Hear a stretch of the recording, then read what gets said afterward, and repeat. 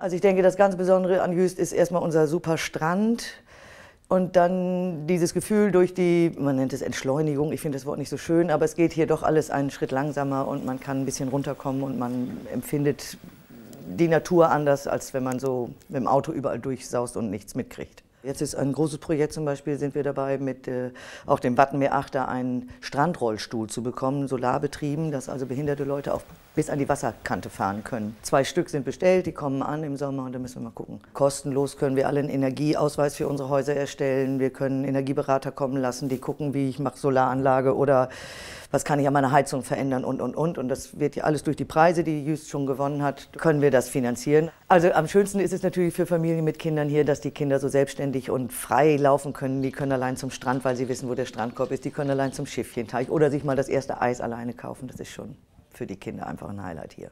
Freiheit. Ich bin Jüst.